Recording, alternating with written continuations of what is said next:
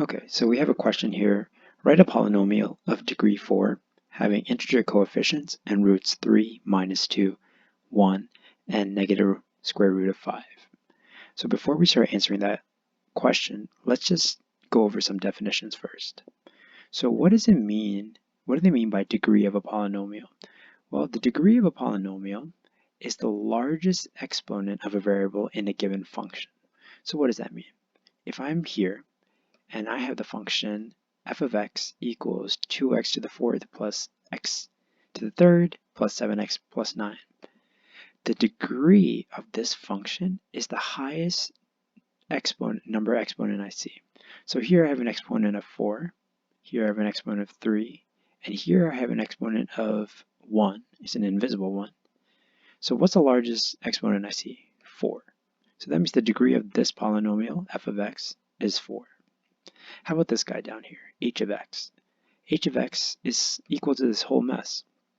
But if I look at my exponents alone, this guy has an exponent of 2, this guy has an exponent of 44, and this guy has an exponent of 39. So what's the highest degree I see there? What's the largest exponent I see? 44. So that means the degree of this polynomial will be 44. Okay, good. The next thing we've got to know is what do they mean by the roots of a polynomial? Well, the roots of a polynomial are the values of x which make that function equal 0. So for instance, I'm given the function of a line right here, 2x plus 4. If I plug in -2 into this function here, I get 2 times times -2, which is -4, plus 4. So this whole thing ends up equaling 0. Because -2, when I plug it in, makes the whole thing go to 0, we say x equals -2 is a root for this polynomial. So if I plug in a certain number and it makes my function equal 0, we call it a root. Here's another example. X squared plus 5x plus 6. I can factor it out into x plus 2 and x plus 3. So notice that if I plug in -2 into this function, it'll evaluate to 0. Similarly, if I plug in -3 into this function, it evaluates to 0. So what does that mean for us? This means that -2 and -3 are roots for this polynomial up here. Okay, so we have an idea what degrees are, what the degree of a polynomial is, and what the roots of a polynomial are. So the last thing we should know is this, the fundamental theorem of algebra. What does the fundamental theorem of algebra say? It says that a polynomial of n degrees has at most n unique roots. So just keep that in mind, all right? A polynomial of n degrees has at most n unique roots. So let's go back up here.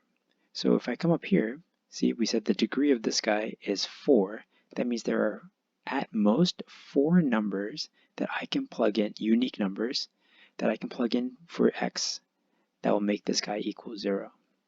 All right, and for this guy, since the degree was 44, there are at most 44 unique different numbers that I can put in for x that will make this equation equal 0. Crazy, right? Okay, so let's go back to our question. Let's write a polynomial of degree 4 having integer coefficients and roots 3, -2, 1, and negative square root of 5. Okay, so the first thing is this. If 3 is a root, that means x minus 3 has to be one of the factors. Why? Well, if I plug in 3 into this, in for x, I get 3 minus 3, which is 0. So it makes my function equal 0. Well, in the same manner, if -2 is a root, then x plus 2 must also be one of the factors here. Why? Because if I plug in -2 into this guy will become 0, and my entire function will also equal 0. So you see, we're going to keep adding these roots on. So let's just glance at the next one. If 1 is a root, that means x minus 1 is also a factor of my polynomial.